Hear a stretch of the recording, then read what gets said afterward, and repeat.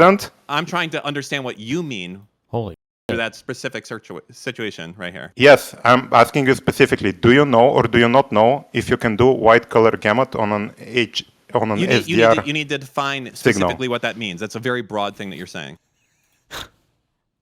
Uh-oh. What's going on I am here? saying on a HDR on a monitor that has white color gamut Hold support. on, there's someone on my door. Hold on.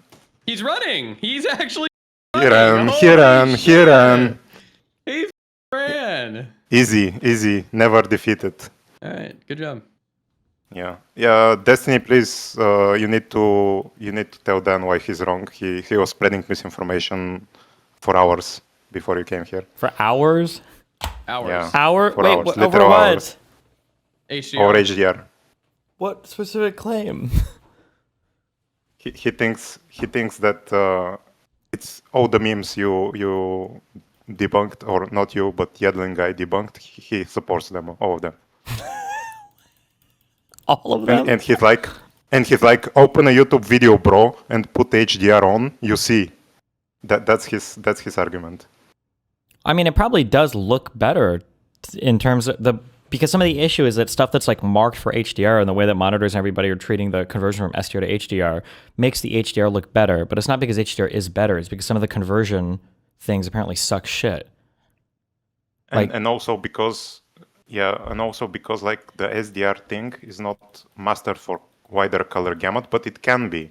But Dan is saying that HDR is what makes the colors nice, not like the color support. And even on your monitor. So for the HDR is making one, the colors nicer, assuming I understood what that guy was saying in the video, and assuming he's a competent person and what we were looking at was real, most of the colors that you are ever going to require in film are all going to be like not even close to pushing the boundary of even the what is the Rec 709? People call it Rec 709, but what was that color space? What was it called? Was it 1880 or what is it, or 1086? What the fuck am I thinking of? Do you know what I'm thinking of? It was 1860 or something. Something like that versus 2020. Yeah, it seemed like, and it seems like you can easily catch this. Not that you're trying to catch anybody, but like when people are saying things like, "Oh, the skin tone really pops in HDR," like the colors that you would be using for that are nowhere near the outer edge of even the smallest triangle for colors. So. Yeah, and also like you have an HDR monitor that has like OLED, perfect blacks. If you watch like a movie with a black scene in SDR, it will still be black. Only like the highlights won't be as bright on it as on an HDR signal. Theoretically, yeah. And also if you're doing normal Windows stuff, if you're just looking at photos, you have on your color settings, the normal color settings, the normal mode is white color gamut mode, even though you're not in HDR currently. Like your Windows is in getting SDR, but in white color gamut. That's why photographers and stuff can do white color gamut stuff on Windows. And and you can also clamp the colors to be SDR mode. Your display probably has in the color section SDR mode, where it clamps the colors. And so basically, if you don't want exaggerated colors and stuff, you put it in SDR mode, so it clamps the colors to that. I really don't like things with if I could make a law for my European lawmakers listening, sorry.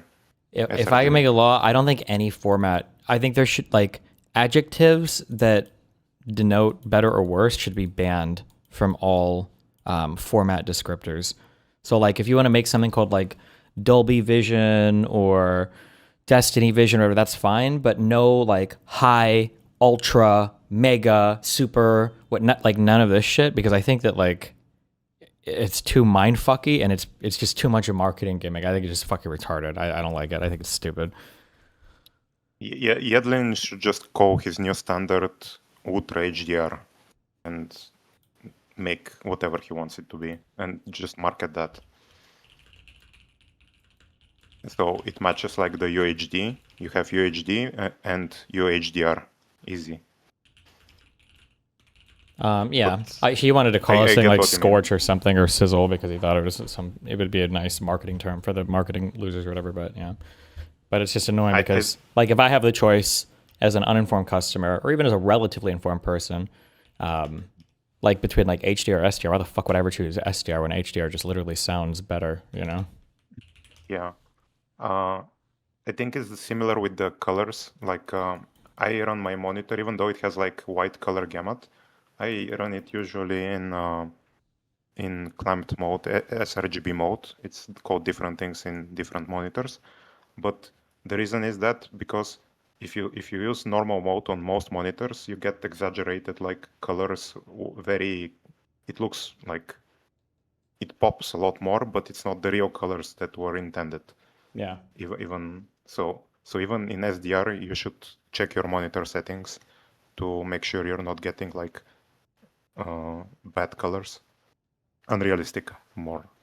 I think it's too. I feel like this shit is too confusing too. Somebody needs to come by and standardize all this shit and then ban all the other shit. I think the most likely thing is you know how on TVs you have filmmaker modes. Recent TVs have filmmaker modes. Those were, I think, industry lobbied by the movie industry because all the normal modes had like interpolation and smoothing. So like the big studios asked the TV manufacturers to make filmmaker modes. And I think for some apps, you go in automatically into filmmaker mode when you start the app or start the movie. So That can be okay, but I don't know if. No, I just need to stop hedging. I don't like all of the switching of monitor modes and shit because it like makes my fucking computer crash for 10 seconds while it sorts itself out. I really hate that. Like even switching from something to HDR or whatever. Or actually, you know what? I say this on the monitor, the switches are almost instantaneous if I switch stuff. But on the computer, if like a mode is switching, like a full screen application or whatever else, and it's got to switch resolutions or it's got to switch from some shit, it takes like seconds or 20 seconds sometimes to sort itself out, or shit just gets weird. I hate that. Drives me crazy, but I don't know. Yes, it's that's also complicated because like Windows has like different full screen modes. There's like full screen exclusive, like borderless windowed. There's like the fake full screen as well that Windows 11 or 10 implemented. So all of them have like, and also it depends like on the connection you have. Sometimes it can switch more easily with a better, if you support a higher bandwidth connection. It's very complicated. But yeah, I think the filmmaker modes is our savior. If they can push like more logical, more I don't think better so, actually. standards I think to it that. has to be enforced. I think that, oh my God, we're getting real pretentious here. But I think that there are some things that people, hold on, I'm trying to think of how to say this. I don't know. No, it's a losing battle. This is like, and we're in like very pretentious world now. People are retarded and don't know what they should be looking at. So when you spoil somebody with like an ultra saturated image, like sometimes people will just prefer that because they think it's actually better. If I go over to somebody's place and they want to watch a movie, like I don't know about you, but I can instantly tell when that motion smoothing shit is on. It's when you know what it is, And so we'll start watching something in 5 seconds, like, hold on, your TV is fucked. And I would say about, what they do in those cases? What? I wait for them to leave the room and change the setting, and they don't notice. You think so? I don't know. I would say about half the time I've changed it, I think the person is like, I feel like the other way looks better. I've had people say that to me before. So I feel like I don't think there needs to be a filmmaker mode. I think it just needs to be enforced. And that shit, I don't know who got the idea of trying to make everything look like a fucking soap opera, why everything needs to be interpolated to 60 FPS. That's just fucking weird as fuck to me. I don't know who thought that was a great idea, and then every TV started adding it, but yeah. They started using it for the like for sports games because it makes sports look more fluid. But then film it in 60 FPS. If it's so important, it shouldn't be hard. They want to sell TVs. Cringe. And you put like a big TV on Best Buy or whatever, and you All crank true, the and one of colors. them has like 60 FPS, and the other one has the ordinary broadcast, people are going to look at the 60 FPS one and go, "Wow, I want to buy that one." Yeah. This is Or why it even needs the to be interpolated one. it needs to be a crime. You have to And enforce also- it with police.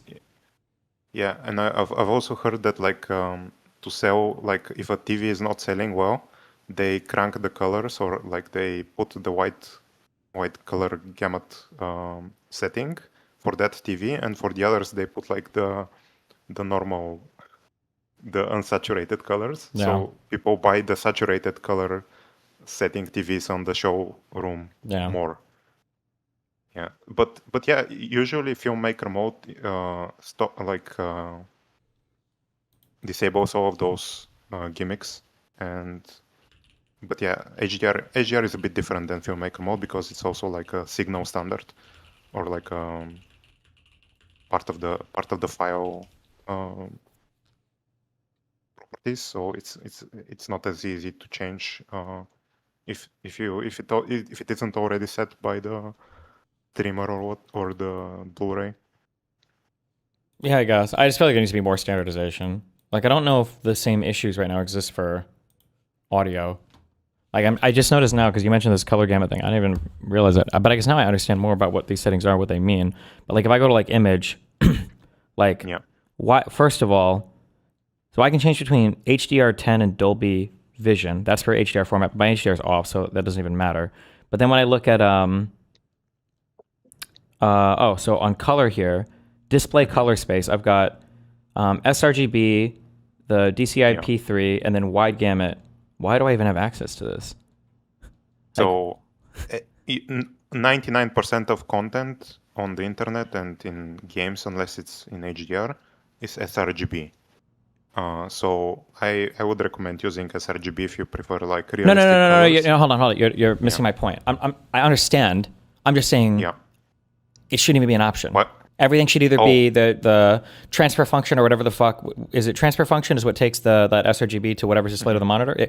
However they do it, it should I should never have access to that setting. It should just be uniform. Like, that's just insane, because most people aren't going to have any fucking idea what, like, that's just crazy. It shouldn't be this way. That's all I'm saying. I mean, if you're like a professional and some of these monitors, like the high-end ones, are used by professionals, I think that is like a nice feature for them, because sure, but that's not at all. I understand that, but that's not at all we're talking about, right? You buy different features, like studio monitors. You'll buy to master audio, or you'll buy a certain type of like monitor, like a visual monitor for editing or whatever, like certain screens. But like, yeah, it just seems like gaming. For gaming monitors, you shouldn't have the feature. Well, no, for a normal consumer monitor, you might want to buy like a professional editing. I shouldn't have used. I'm sorry. When I said studio monitors before, I was talking audio. Like studio monitors, you have types of speakers that give you like a neutral response, whatever. But but then for monitors, like the visual things you see, like unless you're buying like a professional, and by professional I don't mean like gaming or expensive. I mean one for specifically for visual editing. Like all these settings, it should just look the same. Like no matter what I have my monitor set to, what color space, all of it should just look the exact same. There's no reason why.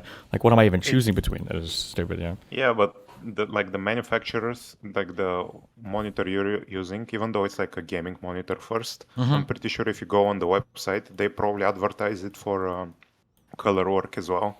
Like they probably boast how accurate it is, how good it is for photo editing, for video editing. Sure. So I think there's people who buy the monitor for dual use or for... Yeah, there might be. Yeah, but that's besides the point. I'm just saying that like not all of this color spacing stuff I don't think it should matter. It should be the same. It should be the same image at the end of the day, for as long as your monitor can display colors and brightness correctly, right?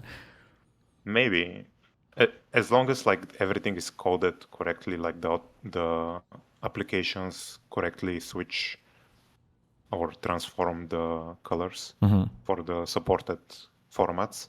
But then that's not the case always. So I guess then you need like the physical switch on the monitor, or like the setting.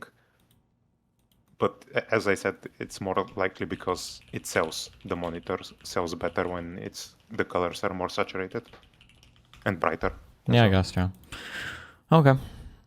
Okay. Well, thanks for the talk. Yeah, have fun. Be careful. See ya. Dolby Vision 2, what the fuck is this? Oh no.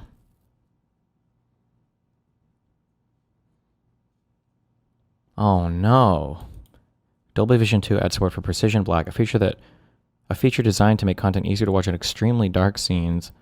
It also adds light sense, which utilizes an ambient light sensor to dynamically adjust content's display settings to account for the viewing environment. You're creating wrappers for new standards to emulate the older standard. Jesus Christ. Okay. This is autistic as fuck. Don't worry about this. None of this matters. Oh, but it all matters more than whatever the fuck this is.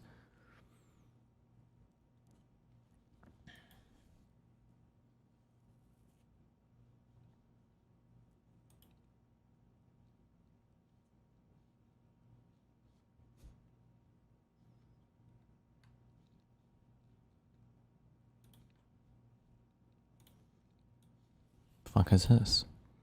Why do you guys have pro Jeffrey Epstein signs?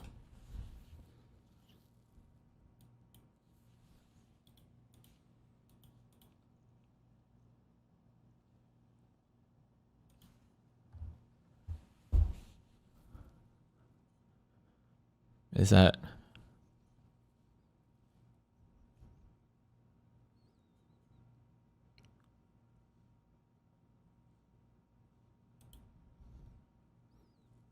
It's edited? Oh. Good one, Mike.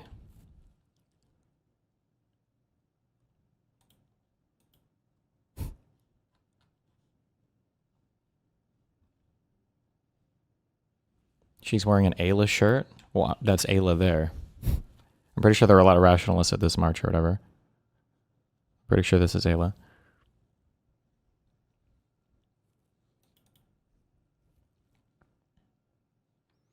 The shared watch event begins tomorrow. Like we share our watches? Hello, Raider. Want to team up? Watch out. Bastion.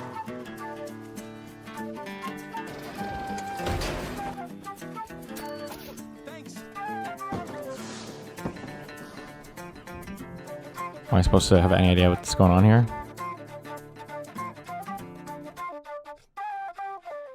Okay. You could team up with people in game?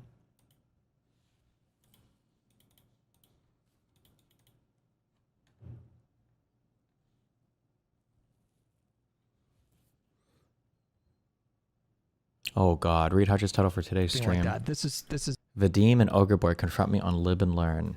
Oh boy.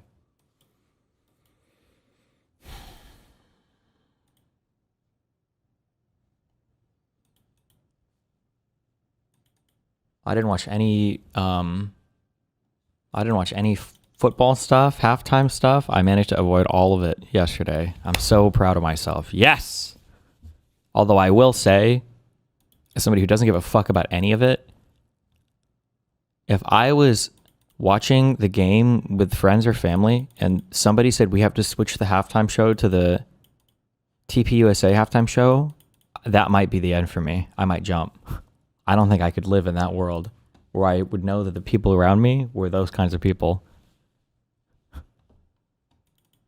I don't think I could do it.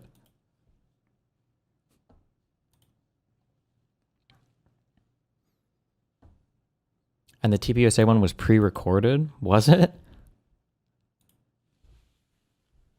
Like, it's actually so cringe. Like, how far can they push it? These people have absolutely no limiting principle on anything. They'll just get as extreme and as I guess I have like respect a little bit for like the crazy wokey losers in the back in the day. It was like cultural appropriation. It was like they got wacky, but it took them a while to get there, and they got pretty wacky. But did they get that wacky with that many people? I don't know. These guys are getting real wacky.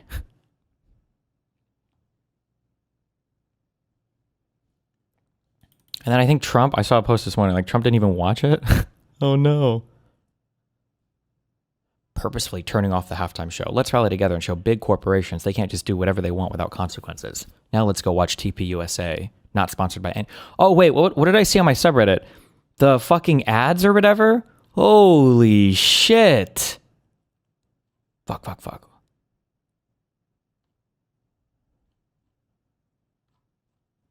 Oh, it was this. Oh my God. It's like so on. This is like, I know I said this a year ago, but like it applies even more, and it will like, it's like beyond satire, like shit that you would see in The Boys or whatever that would just be cringe because it's like, this is so over the top. We get it. They're bad guys. Like what's, oh my God. If you go back to watch The Boys season 1, I don't even know if, I'm not sure, looking retrospectively, if like somebody 20 years from now could tell that that's satire. I don't know what they would think. They're just like, oh, that's just showing the current admin or whatever, or it's showing the current, like, I don't know if people would even perceive like, oh, they were satirizing people, because it's like, I don't even know if the first season of The Boys is further than where the Republican movement is at right now. Faith, family, freedom.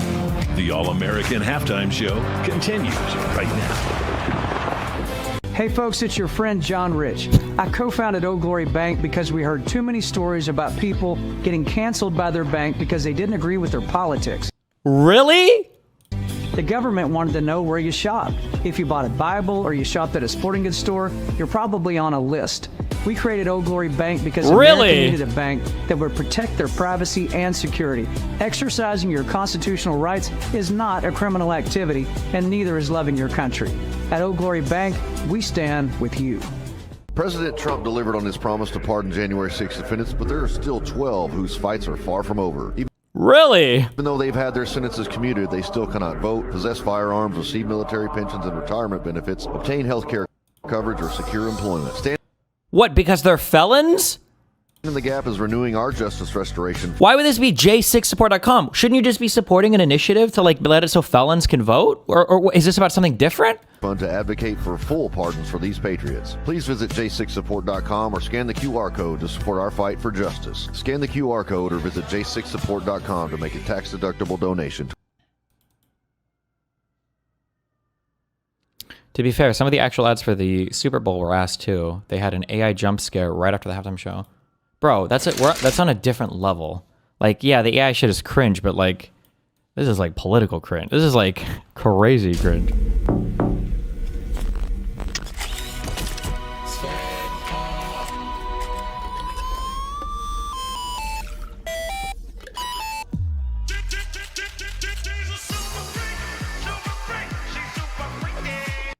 Okay. Faith, family.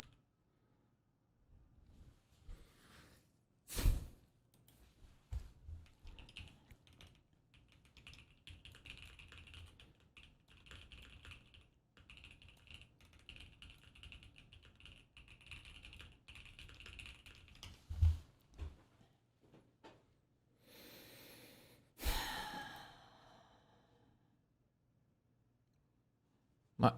8 minutes ago, 2,000 views. Buddy, know how to fly. What is this? No.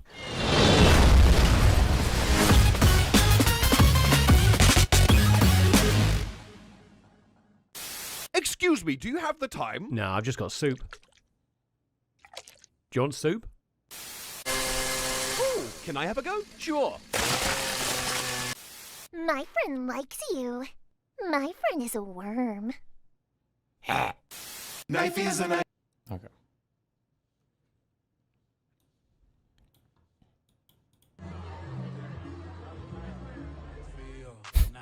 Oh no! Maybe at some point they turned on the TPUSA one?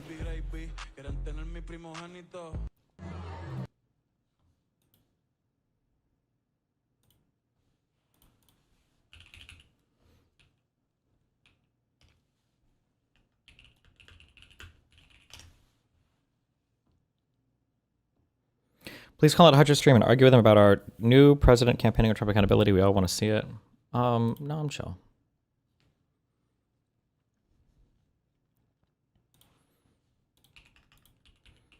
Oh, God.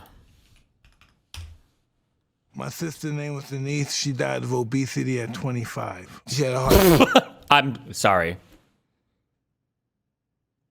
What?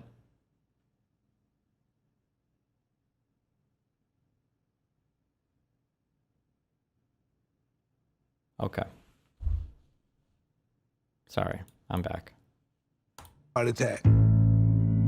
I was so fat and nasty. I would eat anything. I was like 345 pounds. A quart of ice cream every hour. I had so much self-hate when I was like that. I just wanted to kill myself.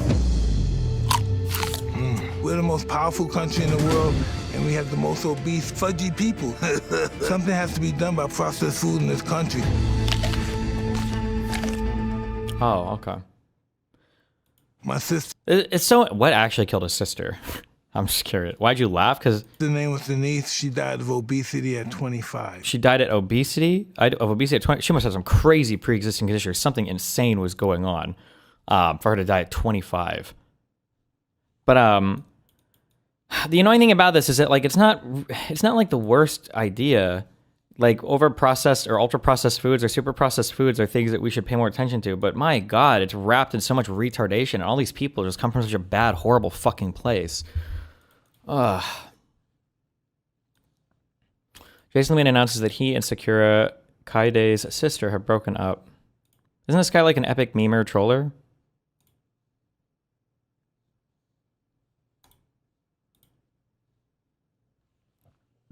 I don't know. Okay.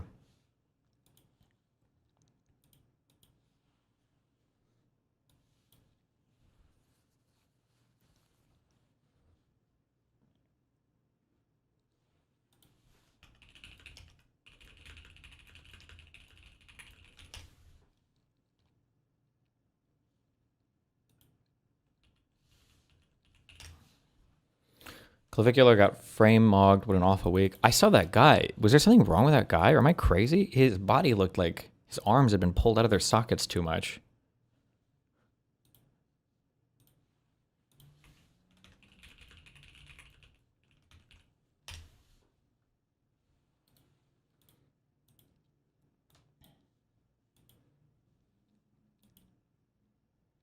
What do you think about the new J. Cole? I don't know. I haven't listened to it.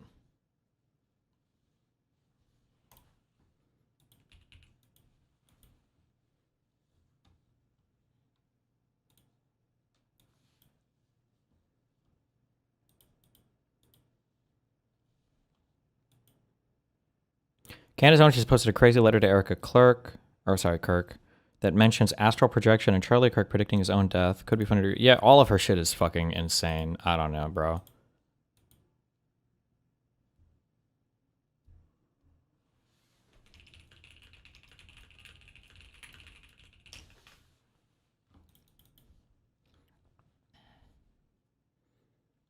Oh, this is a good honeypot. I got three or four people, I think, in here. Good job. Thank you for the post, Tick Dickler.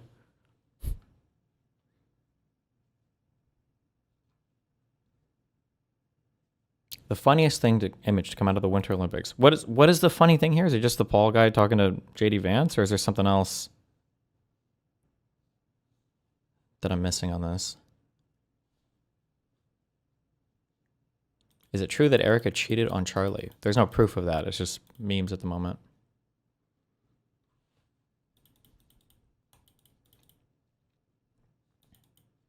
They think Vance's wife is sad or something. Oh, this? Oh, because he's talking to him. Okay, I got it. Good memes. Okay. Remember, Fuentes is a little bit similar to me in that he has his like, own political movement. Well, I don't really have a political movement. I just have my stream where I talk about shit, thankfully. Or there's pros and cons. But like, Nick has a little bit more freedom to navigate like his genuine political beliefs versus people who are kind of bought into the system. So it's funny to watch him react to shit sometimes. I can't lie, the TPUSA halftime thing and what it says about the state of the opposition to global homo or race, communism, or Zog or whatever is so depressing. There is just nothing inspiring or attractive about what the white right has to offer in its current form. Kid Rock again, ugh. Imagine being with a hose or any normal person and shutting out at halftime because of Spanish and switching over to Rumble to watch Kid Rock. Like, I think I'd rather die. I'll take the Spanish at this point, a mercy. Yes. It's kind of like you're seeing a hyper-accelerated version of when conservatives used to complain about like losing Hollywood and losing the culture war. I feel like I had these debates with, it was like back in 2016, 2018, where conservatives basically what they do is they unplug from everything. I don't want to be professors, or I don't want to be in these liberal institutions. I don't want to be in Hollywood. I don't want to be in the arts. I don't want to do this. This is all gay liberal shit. And then they're like, why is it that everybody in the arts and all the institutions, all these people are run by gay liberals. And it's like, well, because you stop participating in all of them. And you're seeing that, I think, in a I want to say hyper accelerated, but not really, I guess. It's been a process that's like decades and decades in the making, where, yeah, when you withdraw from everything, not only do you lose control of those areas, you also don't have any of your own talent to draw from to contribute to your areas, right? So they don't have the competent people to run the government. If they wanted to do a fascist administration, which Trump would want to do, he doesn't even have the talent for it. They don't even know how to make it work. Or if you want to have your own culture, if you want to have like a culture war, you can't even do it because you don't even have cultured people. You don't know what the fuck where to even start. You have Kid Rock. You have Kid Rock. You're selecting for the worst. You're selecting for the worst genetic stock on every level. The worst cultured people, the least educated people, the lowest IQ people, the least competent people. And then you're taking this basket of deplorables and you're like, okay, we're going to make America again, but with hookers and cocaine or whatever. And it's like, no, your America just sucks. Like, it's not even like, was the one guy, oh my God. The Wagner, was he actually a Nazi, or did the Nazis just like his music? Like, at least like some of that shit I feel like had, like, if you look at the Nazi like insignias and the logos and some of the art they tried to make, although I guess it probably wasn't that great. I think there's critiques on fascist art because I think a lot of them also excluded a lot of the newer artistic movements, but they weren't as fucking horrible and terrible as the Trump shit. Oh my God. Wagner was a Nazi? Okay. He was pre-Nazi, but he kind of had those views. Okay. Well, I mean, everybody's got a little bit. Everybody's got a little Nazi in them. I mean, come on. Have you seen these guys? The Jews. I'm just kidding. Video game.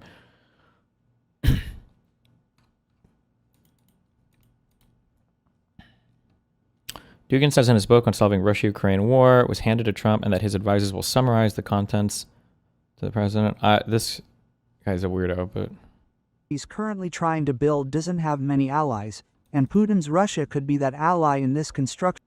I don't know enough about him. I would have to read more because that guy's a massive propaganda duder. So he might say things for other reasons, and I don't know. So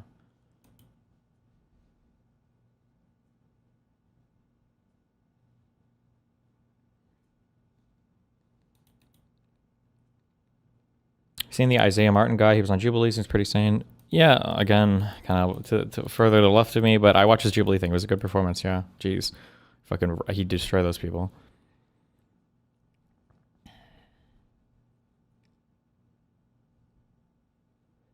What was your FF7 endgame party? I think there's like a clear, correct answer. I think Cloud has to be there. Fuck, there are two people with the highest damage output. I don't ever remember at this point who they were. I think Sid's Highwind Limit Break, I think, was one. Tifa? Can't be Tifa, because her limit break was only 8 moves, right? But it also didn't matter. It's Final Fantasy VII, so it's not like the game was super hard. You had to min-max.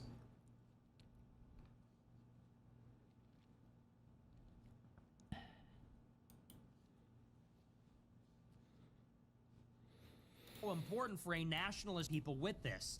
If the movement cannot accommodate people's goals in their lives, it will lose those people. For a movement to be successful, you need very talented people. To retain very talented people, the movement has to be a vehicle for them to accomplish their other goals, which might be to get married, which might be... One thing that Nick has to figure out if they want like the Groyper shit to be more successful, and I don't know, maybe this is too built into the movement so they can't, but I feel like they have to lose the woman-hating thing. They have to figure out how to incorporate women into their movement without literally hating them or thinking they're worthless.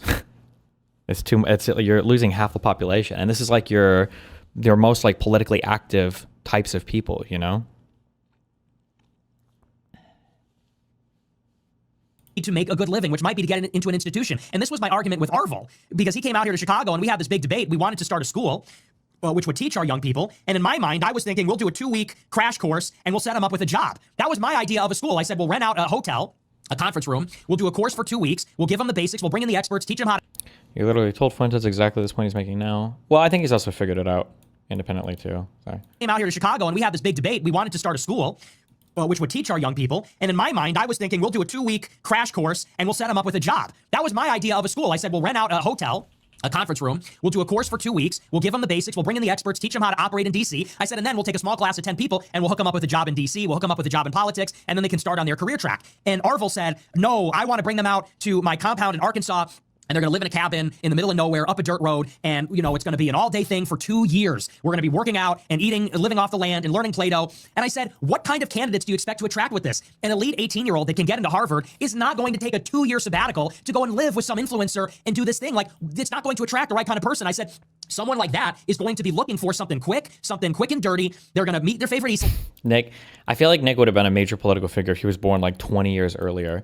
The mask... For MAGA, like the mask has melted onto the face. It's that thing that I said before where you have these people, you have your pundit class and you've got your public-facing politicians that put on the show for the public, but after they do that, they're supposed to go behind the scenes and then work together to get real shit done. But for MAGA, like the performance is the reality and there's no separating the two. And it's just so obviously fucking stupid. It's so obviously stupid. Is Hassan good at it, though?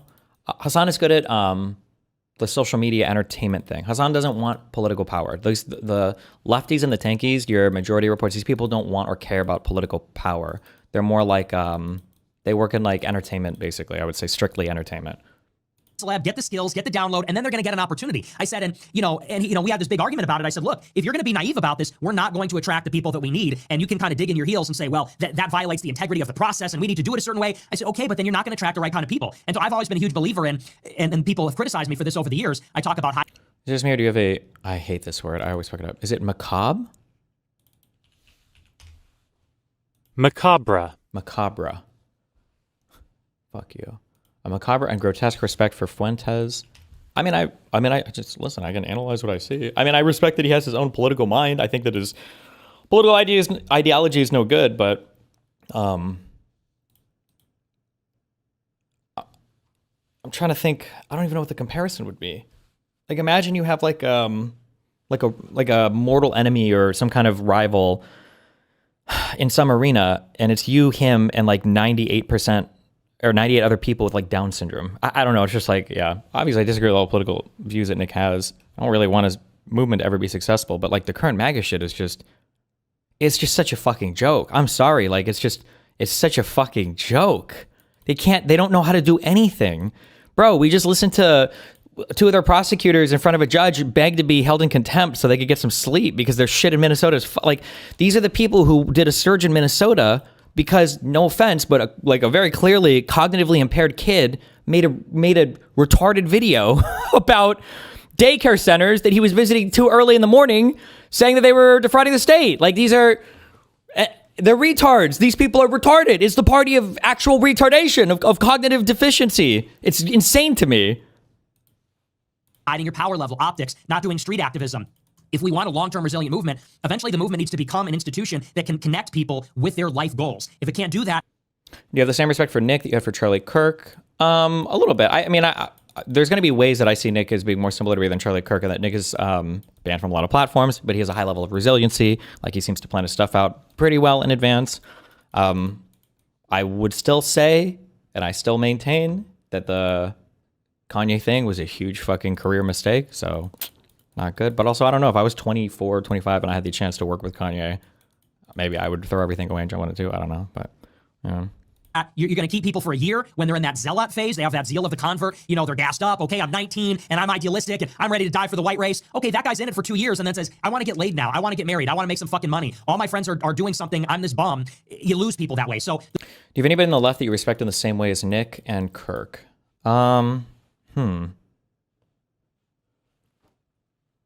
From the pundit world, there's not really people that are doing the same, trying to get movements and then trying to become politically effective. But the problem is the whole structure of the Democratic Party is different because, like, we have real people that can govern.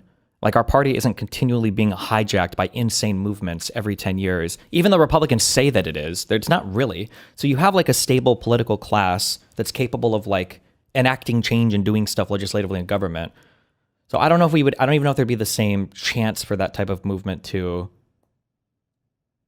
grow, like the Tea Party did, you know? Yeah. I don't know what it is. I don't know if it's an age thing. People just don't understand like the I don't want to call it the game of politics, like it's a trivial thing, like, oh, it's a game or whatever. Like politics is important and you have to do it correctly. And there's like a way to do it to gain more political power. But for everybody, people just think politics is like entertainment or a joke or whatever. And the people who are on the far left, the loudest ones, never seem interested in the actual game of politics. They're more interested in the game of social media. Neither of these things is inherently good or bad. It sucks that the game of social media gets masked as the game of politics, and then people don't know what's going on. So you look at like the Occupy Wall Street movement. What was the goal of that? I guess it kind of, I don't know if you could say like the Consumer Protection Financial Bureau or the Consumer Financial Protection Bureau. Maybe did that come from kind of the Occupy Wall Street movement? I guess. But I feel like so much more could have been achieved there if you actually knew what you wanted. But like if you talk to the majority of the people there, what do you guys want? Corporations to not be people. What the fuck does that mean? We want to get rid of super PACs. Okay, well, how do you want to figure out election funding? Like nobody really had any ideas. It was just like a fucking random spasming, heart not getting anything done. It was just like nothing is happening. And then when you look at and then same thing, obviously all the tankies and the lefties never pick popular candidates. They don't do anything electorally. When you look at the ultra wokies or progressives, they were more interested in culture-oriented stuff. When you look at like the BLM shit, like the BLM stuff had a wide fixation on national level politics, but like policing and everything is so much more local. You had weird slogans like abolish ICE and abolish the police. And it's like, I don't even know what you mean by these. Yeah, it just sucks. And then you get like the Tea Party, and like the Tea Party has specific movement leaders who also talk to highly politically activated bases. Like you don't think Glenn Beck or Rush Limbaugh couldn't sway voters? These were very important people, I think. You had the Freedom Caucus, like in government. How many politicians were in the Freedom Caucus? That basically came from the Tea Party, right? Am I right in saying that?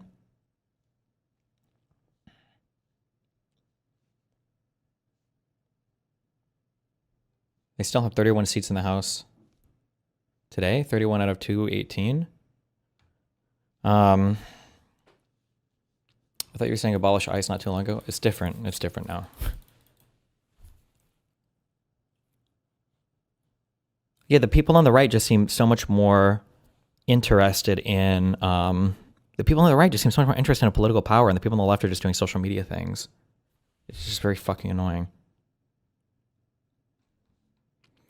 Can you explain the Tea Party for the Zoomers, please? I can give you my perspective growing up through it, but I don't know, maybe if I were to read about it from a detached point of view, maybe it'd be different. But it basically felt like after the Bush War, so something really fucking terrible happened in the United States after the Iraq and Afghanistan invasion, and a sad day for America.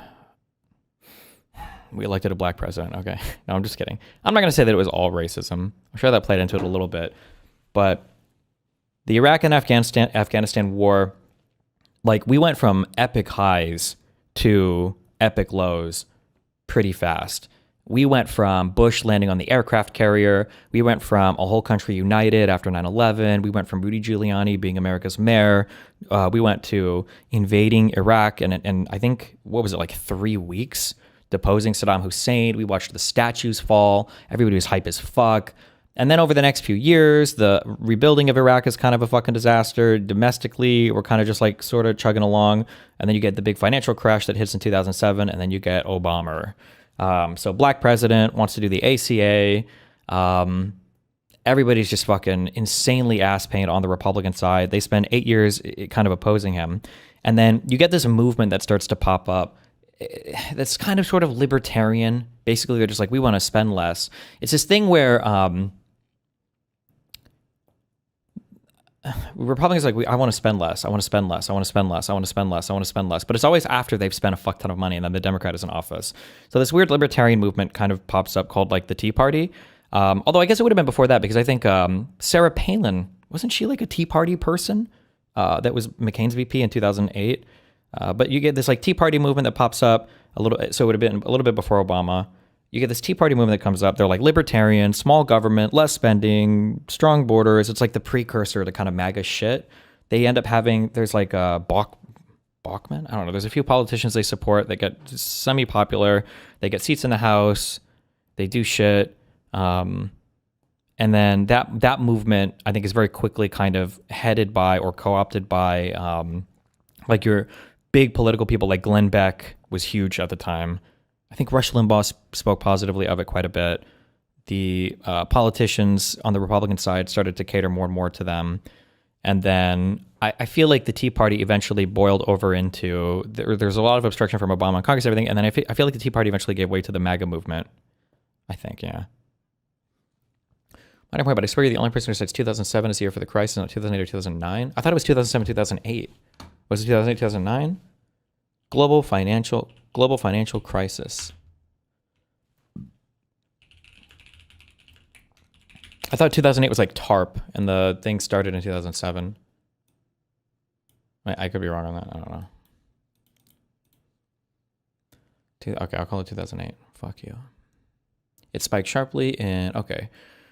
TED spread indicator received credit risk. The financial system increased significantly during the crisis, sparked sharply in August 2007, remained volatile for a year, and spiked even higher in 2008, September, to reach a record 4.65% on October 10, 2008. 2008. Were you a Tea Party guy back then? For some reason, I distinctly remember thinking about the Tea Party the most when I was like a senior in high school, which would have been 2007. And I think I don't know if I would have identified as a Tea Partier, but I was definitely a strong libertarian at the time. That was when I was coming off of my like Ayn Rand phase, and I was like a big like Ron Paul supporter, abolish the Fed. We need to make our own gold-backed currency independent of the Federal Reserve's paper money, that type of shit. The movement needs to be extremely practical and aware of that, and not, I think, get caught up. So that's kind of my long answer to that question. I remember when Ron Paul was talking about creating like Liberty dollars or whatever. Does anybody remember this?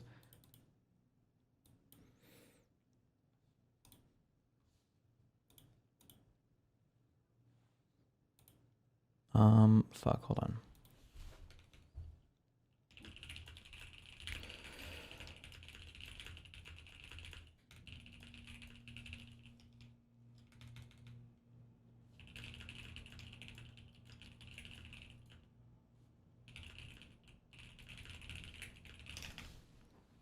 Why do you think the libertarian movement only exists in NA and SA? What is SA? South America? North America and South America a little? I don't know. I don't even know if libertarians know what they are anymore.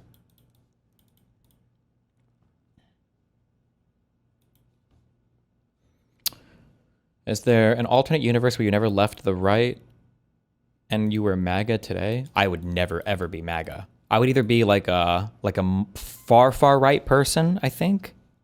Or maybe like a center left person. I think, yeah. I think you can make a stronger argument for like Christian nationalism or full on like neo-Nazism. I think you can make better arguments for that than the MAGA shit. MAGA just, it doesn't work for anything.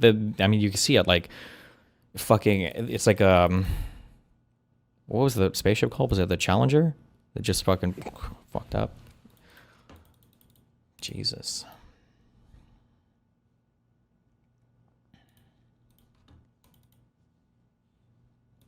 Whatever movement I would be a part of, I just don't want to be. No, I just don't want to be with stupid people. I'm sorry. I just don't want to be with stupid people. Fuck me, dude. Or there might be a world. Actually, I guess I'm sorry. I forgot. There is like the never Trumper Republicans. Maybe there's a world where I would have been that type of conservative. I don't know. The problem is there's a very core, like inseparable part of my personality that's like very much like the liberalism, like everybody should be able to choose to do what they want with their life and all that shit. So like that seems to not jive with conservatism a lot. So, I don't know. What is this? You did support the worst fiasco of this whole thing, right? The attempt at the Greenland seizure. So you believe America has to own Greenland for national defense? Yes, absolutely. Okay. And is there a single... We watched this a long time ago, didn't we? I don't even remember what this is about. Accredited international relations scholar, expert on the Arctic, national security analyst. Is there a single person that thinks this apart from like you and Trump and Scott Greer? Everybody has said, all the experts have said this. First of all, I love this, like, am I arguing with Stephen Bennell? Stephen Bennell, are you on, is this like a face swap? Where's the expert? I know you love like Mearsheimer and all these guys. Right? Mearsheimer said it's totally ludicrous. Like, well, Mearsheimer's literally wrong about everything. Necessary to have like bases there, but I haven't heard anyone except Trump and Trump cheerleaders said that America needs to actually own the territory. Which experts? John, let's see. John Mearsheimer, Scott Ritter, Douglas McGregor, the league of experts have been assembled. They believe Israel's about to collapse. In their mind, Israel is getting their ass kicked by Hamas and Hezbollah. Like Ukraine is any day now, Ukraine is going to collapse and Russia's on their way to Odessa, right? And I think they're in fantasy land. True.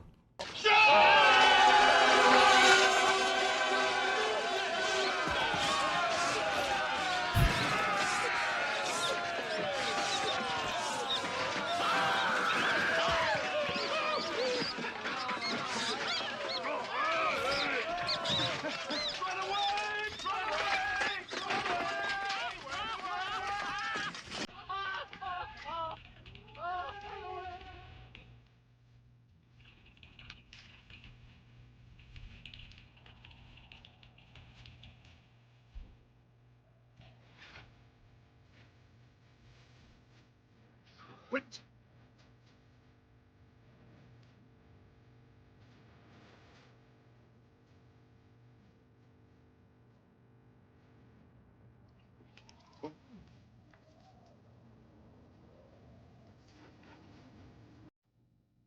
Wait. That's a guy. In a new interview. Oh, the poll guy. Hold on. The poll guy. With NBC News, President Trump took ownership of the current John Cleese, yeah, that one. state of the economy, saying, "I'm very proud of it," he said. This comes as there is new polling showing that many voters are not as happy as the president with the way that things are going with said economy. CNN's chief data analyst, Harry Enton, is running the numbers on this, but also speaks to the changing nature of President Trump's base right now. We need this guy covering the needle when the election happens. I don't know why. He either makes you feel real happy or he's super triggering. Walk me through this. Yeah, okay. So if you know anything about Donald Trump, you know that he built his 2 presidential victories on winning voters without a college degree, while Donald Trump's base with non-college voters is absolutely collapsing. What are we talking about here? Well, why don't we just take a look? Voters without a college degree on Donald Trump. Look at this. Back in 2024, he won those voters over Kamala Harris by 14 points. You come over to this side of the screen. What's his net approval rating with him? Oh, no. He is underwater by 9 points. That's a 23-point switcheroo with his base of non-college voters. He is absolutely collapsing with the group of voters that helped put him into the White House, Kate. Okay, so how are these non-college voters feeling about 2026? Okay. It's a hard question to answer, but do you think you would be pro-civil rights during the MLK era if you were born in a Republican family in the Deep South? I would be, not only would I be pro-civil rights, I would be a vegan pro-civil rights person, you know? So, you see this drop of 23 points, right? From plus 14 Trump to now he's underwater by 9 points. How is that impacting their views on how they're going to vote for Congress? Well, you see a similar story going on here, right? Take a look. In the 2024 election, Republicans won those voters, those non-college voters, by 13 points. Now they're just ahead by just 1, 2, 3, 4 points. When you can count it on one hand, you know that you're in trouble if you're Donald John Trump and the Republicans. They may disapprove of Trump, but on net, still vote Trump no matter what. Remember, though, it's not about if they'll vote Trump, and they will vote Trump. It's about, will they actually go out to vote Trump? Or I shouldn't say they will vote Trump. They would vote Trump, but it's about discouraging the turnout, right? Or depressing the turnout. They just won't go out and vote. How many people voted for Trump? 2024 election turnout. 2020 election turnout.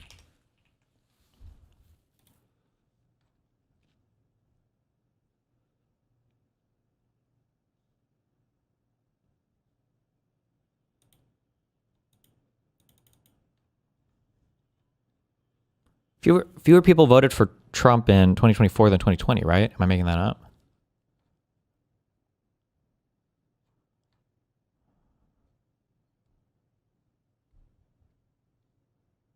Percentage of 2020 presidential voters who turned out to vote in 2024. Yeah, 89% of Trump 2020 voters turned out to vote. Were there still more? Did enough new people join the election? Wait, hold on. 2020 election results, 2024 election results, presidential. I should put this, fuck me.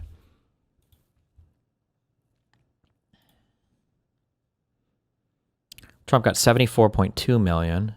What did he get in 2024? 2024 election result. All right, it's this right here. Oh no, Trump did get more votes in 2024. Okay.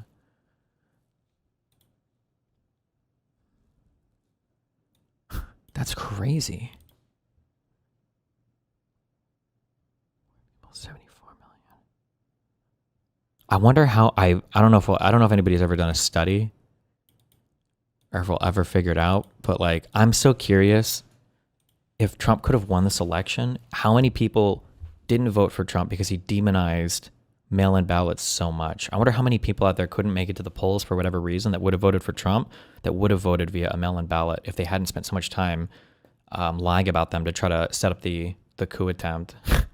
That I'm so curious about that, because I think it was 300,000 or 400,000 votes would have needed to change in order for Trump to win across the 7 key states. It was about 300 to 400,000, I think. I doubt that 6 to 7 million lost votes. No, you only need a few 100,000. I think it was 330,000 or something. Do you think the Gaza genocide suppressed the turnout among Dems? I think the Israel-Palestine thing, I think there's a good argument that it cost Dems the election, but not with regards to like if the people that didn't vote there would have voted for Kamala, that it would have changed, but more so that so much of our media apparatus was hijacked by those people, and all of our conversations on the left were held hostage by those people, and it stole the oxygen out of the room from almost any other talking point. I think that was the major damaging thing. Fuck farmers. When you see when you saw the what was the name of the lady? The Whitmer was the Michigan governor, right? When you saw her go, finally, these, like some of the Democrats, remember what I said before? Republicans like to go onto media, okay? So I have to repeat, I gotta be like Trump, talking about this. When Republicans go onto the media, okay, one, the media is already friendly towards them because the media is biased, so we gotta be fair. So they're either on Republican media where they're gonna dick suck them, or they're on liberal Democratic media where they'll let them fuck them a little bit because, you know, we were trying to show how fair and balanced we are, okay? After they do that, all the left is going to be responding to the attacks that the right has made. All the right people are going to be glazing the fuck out of the conservative, literally no matter what. If the conservative, was it Slotkin? No, I think it might have been Slotkin, the senator, not the governor. It might have been that. It might be who I'm thinking of. Senator or representative that went and talked to Crystal Ball. Who am I thinking of? Somebody just linked me the interview. I don't remember who it was now. It was a senator. Okay, thank you. Senator, yeah. Okay, then that was her. So the Republicans have the easiest time on the podcast circuit. They can go anywhere. They can get glazed by their side. The left is going to be responding to their attacks. It's going to be a favorable show. It's going to be great. And I always say the issue if you're on the left is, one, any show that you go on to is going to be challenging because they're always going to fucking hold you to account for fucking everything. Even the interview, that one that Kamala and Walz did at the table. Was it a CNN one? I remember even that one was like pretty contentious. All the interviews are contentious. I remember at the debate, they asked Walz and they asked Vance a question, like they were the same kind of question. And I feel like Walz got more shit for it. For Walz, it was like, was it the, you know, you were off on, it had to do with like the Tiananmen Square visit or whatever. And then for Walz it was, or I'm sorry, and then for Vance it was, oh fuck, what was it? Oh God, it's been so long now, I'm losing these memories. The Vance one was something crazy, and they treated these things like they were the same thing. Oh, it might have been making up the... It was either making up the cats and the dogs thing, or it was like, would you have certified the January 6th election? Would you have certified the election? It might have been that one. And the interviewer was treating these things like these were both like equally bad things. And it was like, Jesus Christ. So when you're on the left, no matter what platform you're on, it's going to be brutal. The Republicans are going to be constantly attacking you on everything you say, and your center-left people are going to be like, are we being good enough? Are we being good enough? So you kind of get it from the center-left, and the far-left are going to be trashing the fuck out of you. And it's like, Jesus Christ. And I feel like one of the best examples of this was, yeah, you finally got a senator. Joining us now, Senator Alyssa Slot. From like from a really important battleground state. And I think,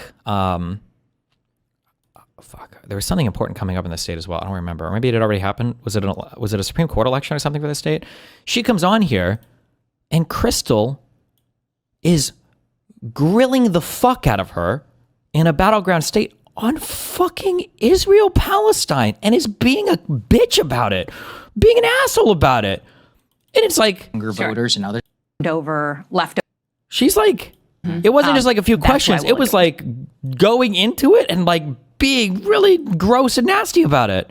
Crimes against innocent civilians. I think the first thing, if you're asking about what to do with power, and I would offer that right now Democrats own nothing in Washington. So don't play powerless with me. You're a United States senator. There are things you can do. In terms of who runs our foreign policy, I just think it's interesting, right, that there was a ton of protests when Democrats were in charge. There was a protest in Manhattan yesterday. Okay. I think it's fair to say, just to be honest, that back and forth, like the number of protests. Oh! She did it! She did it! She did it! Wait, why don't I have a 6-7 soundboard? Did you guys see it? Whoa! It's fair to say, just to be honest, that back and forth, like the number of protests that go on now. I'm so sorry. I'm done.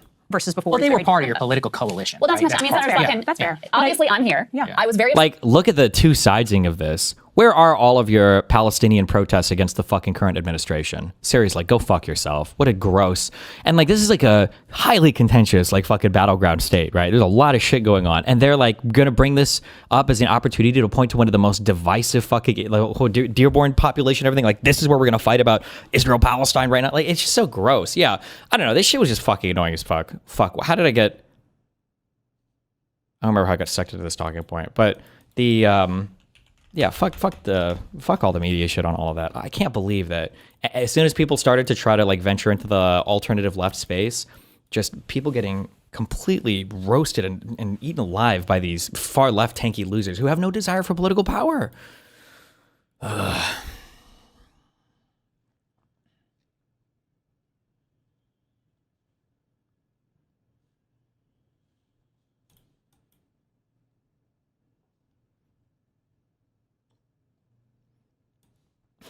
What is this?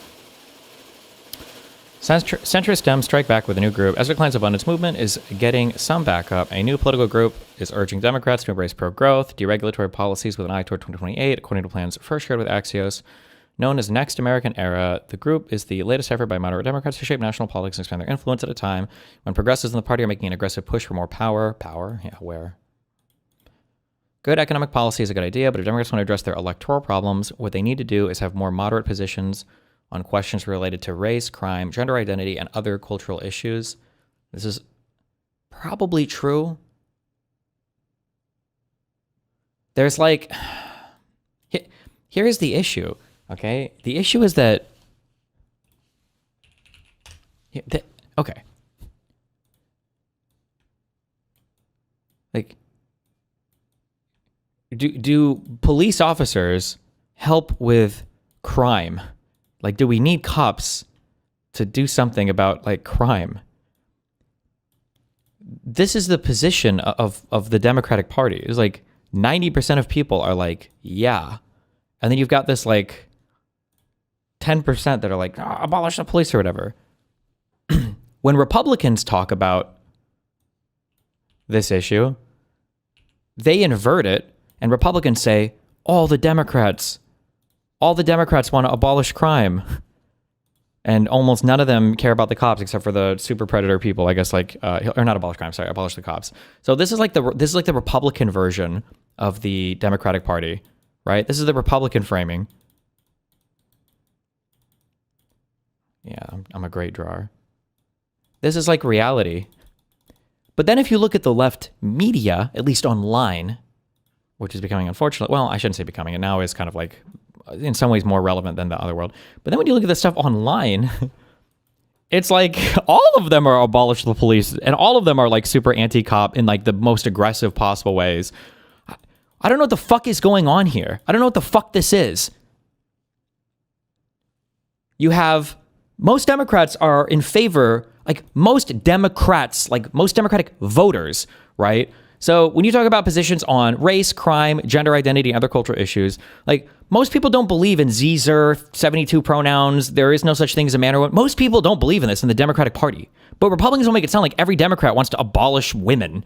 And then when you go online on the far left spaces, you're getting people that are like attacking Gavin Newsom for having the most moderate position ever. On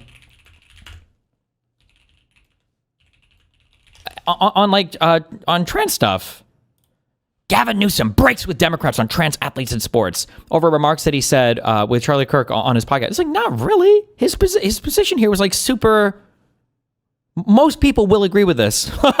Like, Yeah, and especially once you're at college and greater levels, you probably shouldn't have trans athletes competing with cisgender athletes. It doesn't make any sense. I think the vast majority of people would agree with that. Even on the Democratic Party, the vast majority of people would agree with this. For voters. Okay? So this is like this is the world we have on the Democratic side. And then I don't know. It's just fucked. I hate this. But it's going away. It's getting better. It's just taking longer than I wish it would, but it's going away. It's getting better.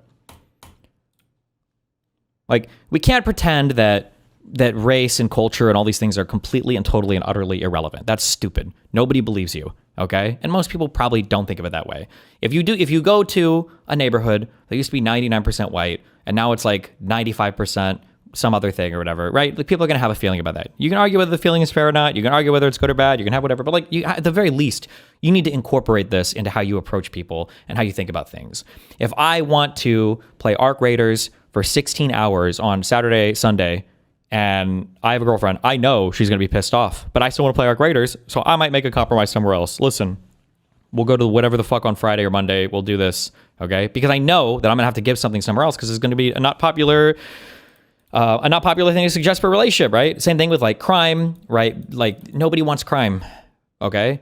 This is very boring, and you can try to mind fuck yourself into a million different ways, but the reality is there's a very basic thing where when you have more cops, you tend to get less crime. That's just true. I'm sorry. That's like an undeniable reality.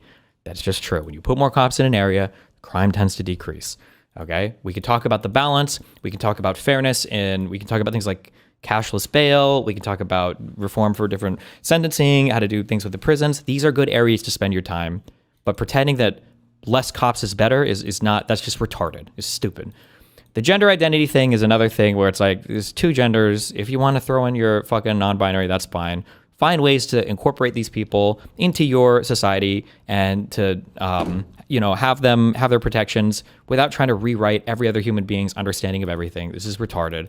The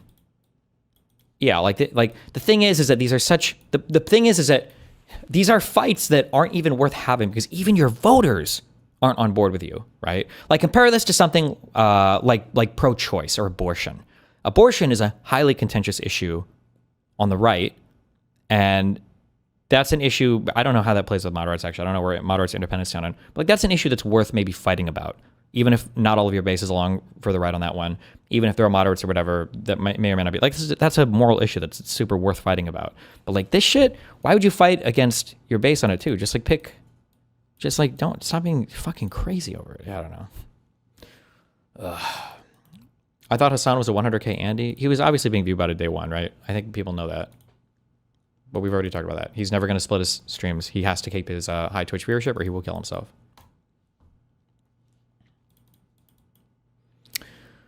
Would moderating even help? 60 to 70% of Dem politicians are moderates. With moderate rhetoric on these issues, the media environment is the reason for that dynamic, not policies.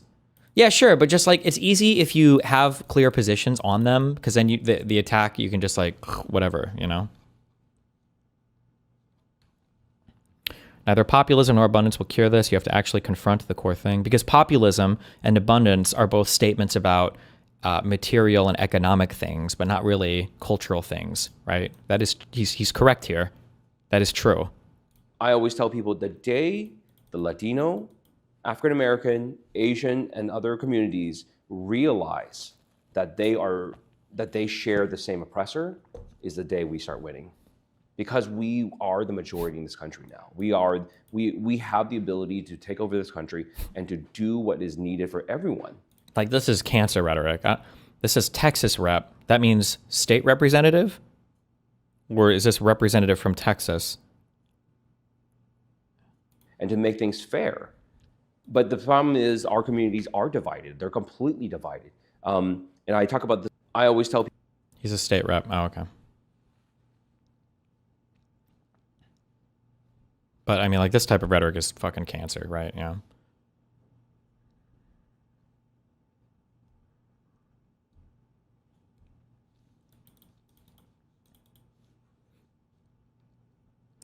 I'm 5 minutes behind, but you want to be that show, right? The place Dems could go to push their message without unfair bad faith pushback.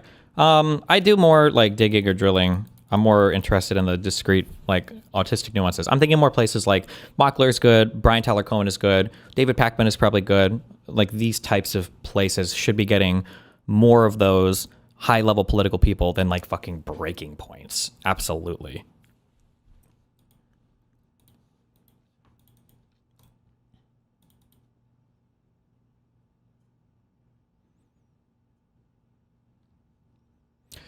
I'm concerned that there's nothing to be done about the positions being misconstrued, because as long as there's a media machine that shows Democrats as unhinged leftists is impossible. I mean, like, to some extent, you're right? Republicans will always try to do this fucking game. They'll never stop. They'll always keep doing this game. But you can take a little bit of the wind out of their sails by not having so many people who are reluctant to say something against it, you know?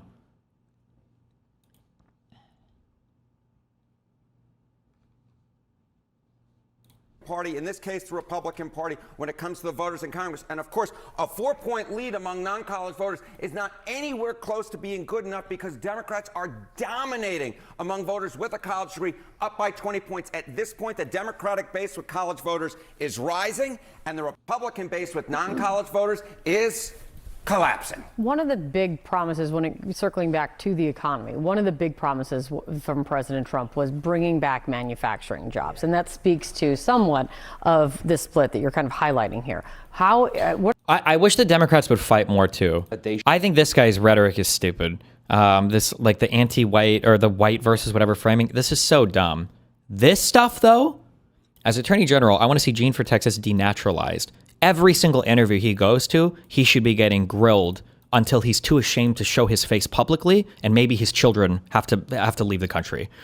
Statements like this are so far beyond the pale. You should be humiliated and should never want to show your face in publicly, at least in political life, ever again. I'm sorry, you want to talk about denaturalizing U.S. citizens?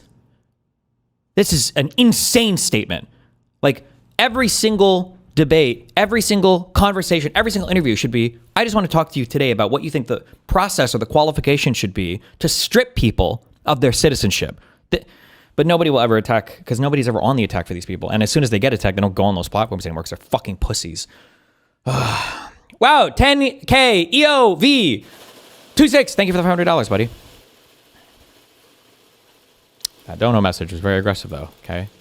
I do agree, though. The only good Republican is a sweating, nervous Republican, because they're losing all their seats in Congress. True. Yeah, Trump's statements about wanting to denaturalize and deport Ilhan Omar is also crazy. And all the, yeah, it's not good.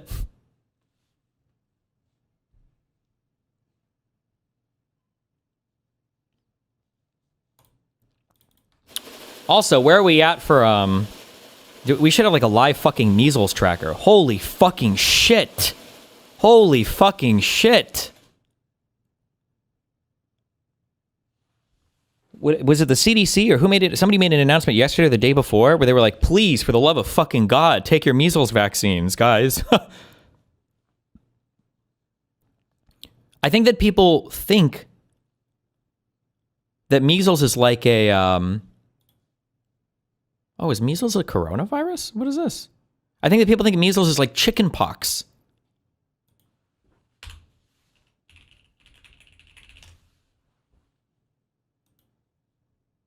It's not.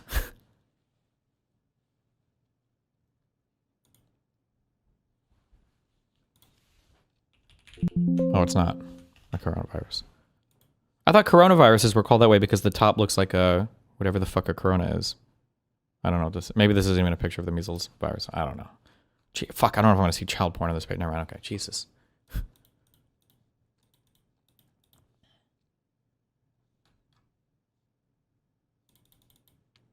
That retard Joe Rogan actually thought that?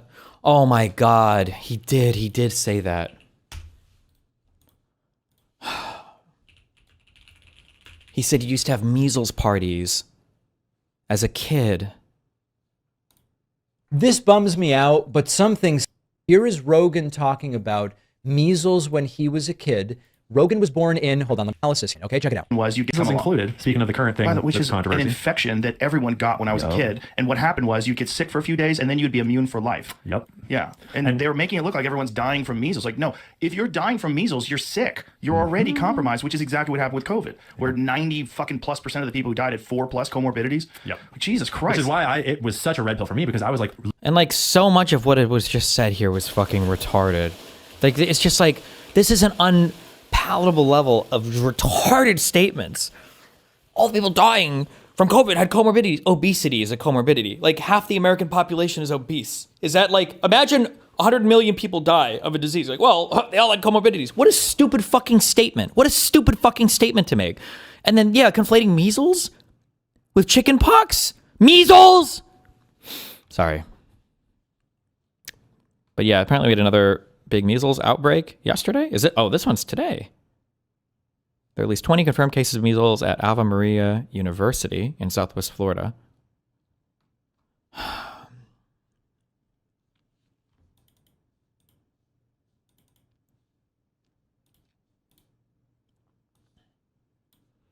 Take the vaccine, please. A top U.S. health official says in an appeal as measles cases rise. A leading U.S. health official on Sunday urged people to get inoculated against the measles at a time of outbreaks across several states and as the United States is at risk of losing its measles elimination status. Take the vaccine, please, said Dr. Mehmet Oz, the Centers for Medicare and Medicaid Services administrator, whose boss has raised suspicion about the safety and importance of vaccines. We have a solution for our problem. Oz, a heart surgeon, defended some recently revised federal vaccine recommendations, as well as past comments from President Donald Trump and the nation's health chief, Robert F. Kennedy Jr., about the efficacy of vaccines. From Oz, there was a clear message on the measles. Not all illnesses are equally dangerous, and not all people are equally susceptible to those illnesses, he told CNN State of the Union. But measles is one you should get your vaccine for. Crazy that you can't just selectively undermine entire parts of medicine and expect people to take the other parts seriously.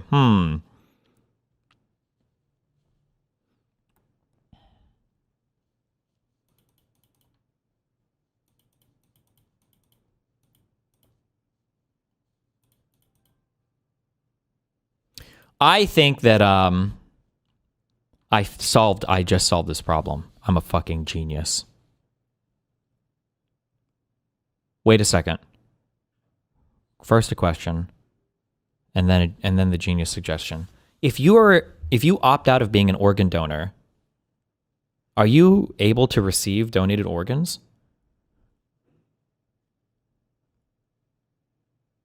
Yes? Oh fuck. Wait, why? Are you at least, do you get like priority or something? I feel like they should have that list should be, it's low priority.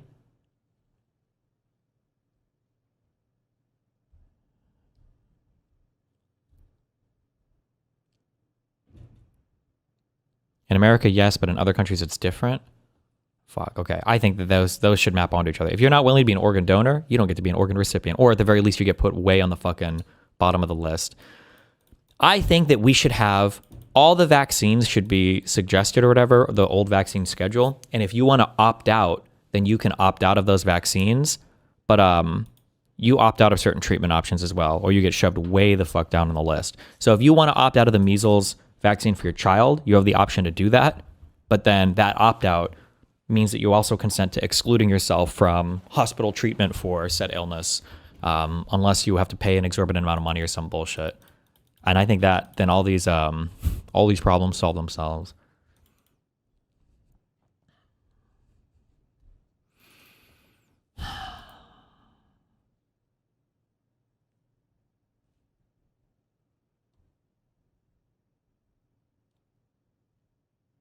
It's so retarded. Fucking measles, bro.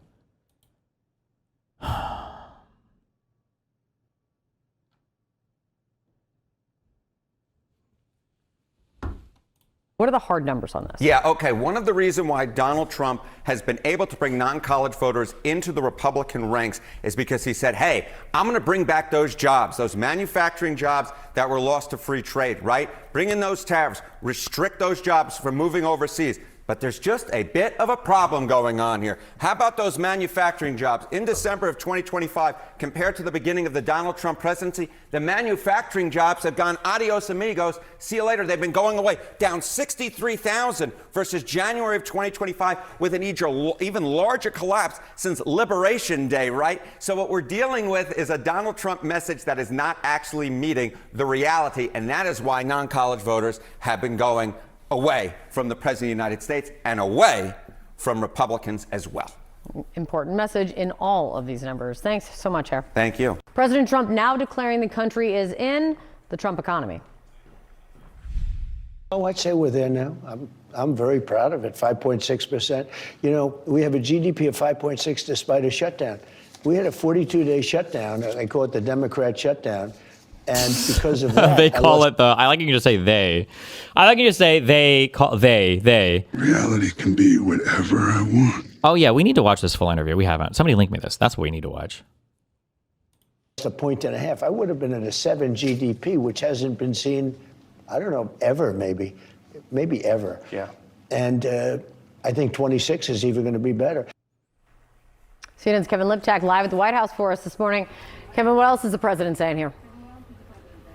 Yeah, and it is striking just to hear him now take ownership of the economy after spending most of last year laying the blame directly on Joe Biden. You know, he even said at one point that he would take credit for the good parts, but that the bad parts were Biden's fault. Now, we should note that some of the numbers that the president used there don't comport with what the government have put out. The president saying that GDP was at 5.6%. You know, the last reading that we got, which was for the third quarter of last year, showed that annualized growth was at 4.4%. We haven't gotten a figure for the last quarter of last year because of that government shutdown. Estimates have been much lower, although one estimate from the Atlanta Fed put the rate at 5.4%. So that could be perhaps what the president is pointing to there. I think it all, points to this disconnect perhaps between what the president says is the state of the economy and what most Americans feel is the state of the economy. You know, a CNN survey last month found that 55% of Americans said that Lebanon gang. I actually thought about the other day. If I stay in Miami, I could just move over to Brickell. I don't know why I'm living in Miami Beach. I started looking at, I don't know if I talked about this or not. I was looking at apartments in other states. I was looking at Seattle and Portland. The West Coast times would be so bad. And looking at 3-bedroom apartments is so much cheaper. Miami Beach is so retardedly fucking expensive. Oh my fucking God. But I could also just hop over to Miami proper and get off of Miami Beach, and then it wouldn't be so retardedly expensive over here. So I don't know. President Trump's policies had worsened U.S. economic conditions. 32% said that they had improved them. 13% said that there were no effect. Now, how the president reconciles those viewpoints with his view of how the economy is doing will certainly be his challenge in this very important election year. White House officials have said that he will be hitting the road with this economic message. They at one point said that he would be out once a week, although so far he's only... What is your rent right now? For my 2-bedroom apartment. It's a nice apartment with a nice view, but my rent is like, I think around probably like $6,000 a month. On 2 of these trips, and both of those speeches sort of veered off in multiple different directions. The takeaway wasn't necessarily the economy, the president talking about his grievances, about immigration, about all manner of other topics. Perhaps his biggest opportunity to make this... Yeah, it's this place, Miami Beach is, I think this is the most expensive zip code I've ever lived in my life. LA or Glendale wasn't this bad, Culver City wasn't this bad, and Huntington Beach wasn't this bad. I don't even think New York City, I don't even know if Manhattan is this bad. Obviously, the Manhattan is there's a lot of different places in Manhattan you can live, but like this place is retardedly expensive, yeah. Argument will be at the State of the Union address that's coming up in about 2 weeks' time on February 24th. But certainly there is a recognition here at the White House that it will be the economy and it will be the president's imperative to convince Americans that the economy is doing well. That will be sort of make or break. That's including the studio, right? No, the studio is another $4,000 or $5,000 a month. So I'm paying like $10,000 a month in rent. That's why I said I wanted to just move into a single 3-bedroom apartment because I'd be paying less in rent than both of these places to combine, yeah. In this very critical midterm election year. It is now the Trump economy until maybe someone decides that he doesn't believe so anymore. It's great to see you, Kevin. Thanks so much. The president says he's very proud of where the U.S. economy stands. Okay, my polling guy's gone. She's looking at living around D.C. Okay, the issue is, here's what I would like, okay? State income tax isn't that important, but like West Coast, the reality is, listen, if you've known me for 20 years as a streamer, okay, my sleeping schedule used to be abysmal. We're talking like my stream would start at like 7 or 8 p.m. and that would be normal. So it's gotten better, but I don't know if I'm being honest, I don't know if I'm ever the kind of person who could start streaming at 10 a.m. That would have to be my stream start time on the West Coast to be the same as over here. So I feel like West Coast is pretty brutal in terms of streaming time. But then I also don't want to lose my guns because I feel like I have some cool ones now and I don't want to have to get rid of them all. And I got my FFL in Florida and I haven't even had a gun shipped to me yet. I don't know. And East Coast is nice to travel to Europe if I need to.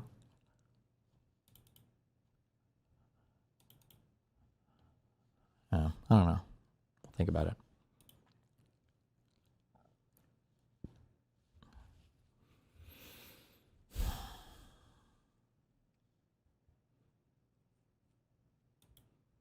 Suppressor update. I don't think I ever filled out the right form. That shit is too complicated. I'm just retarded. I can't. I'm too retarded. I'll figure it out at some point. But it has been a low priority, so. What is this?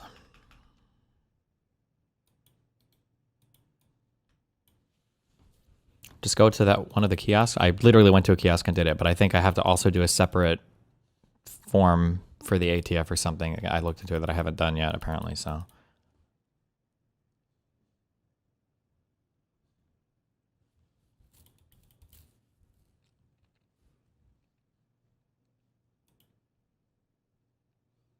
I won't lie, this one really upset me.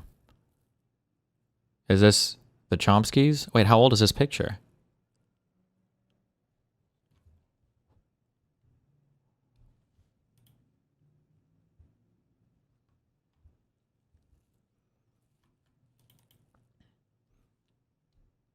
Would you ever like Boston or New York City? Yes, I like both of those places. I just don't want to lose all my guns.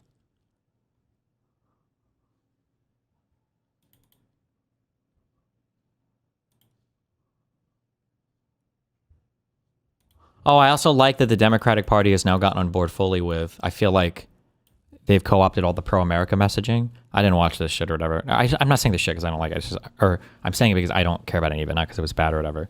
But it seems like they're doing a good job at the whole like America and we're America and we all love America and blah, blah, blah, rather than like fuck America and fuck these conservatives, you know? I think they've done a good job at transitioning over into that like pro-America messaging.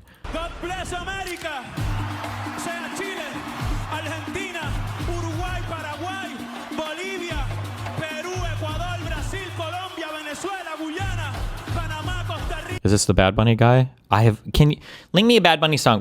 Have I heard a Bad Bunny song before? Link me a song that I've like, oh, like this isn't the Despacito guy, I'm pretty sure.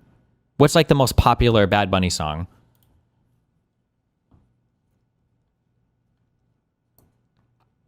Yes, but they're all in Spanish. $1.7 billion views. God damn! DTMF. Is that this one? DTMF? DTMU? No. Okay, DTMF. Bad Bunny.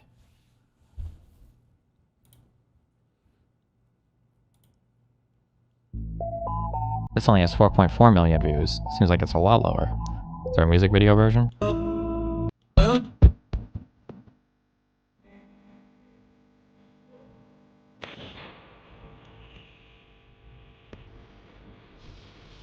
I've never heard this before. There's no way.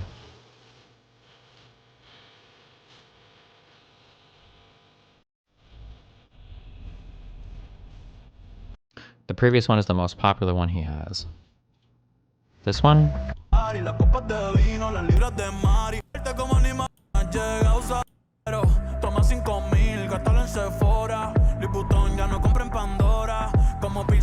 this is really nice because I think this is an HDR, isn't it?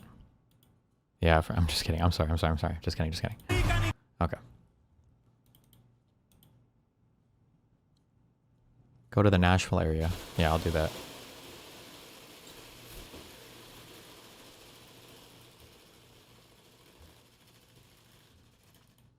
I hate to say it, but for some reason, all of Latin America currently has the worst fucking taste in music. Well, I feel like when I go to like, the Like there's like a bodega taco place down the street. I feel like this type of music is always playing. I've probably heard it before. I just don't recognize it. But I mean, like I feel like all pop music is like a certain way. Like in America, like there's a lot of like what the current pop music is, which is kind of, I couldn't even name the people. I don't listen to any of it.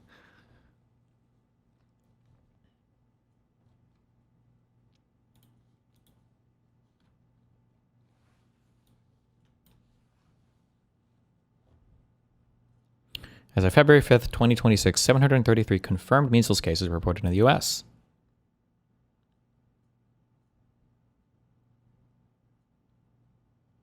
What were the numbers like for 2025? A total of 2,276 confirmed measles cases were reported.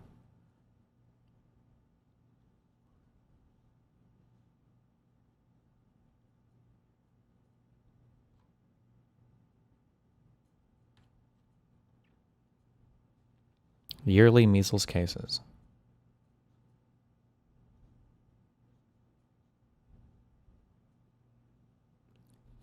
Okay. Why were there so many in 2019? What the fuck happened here?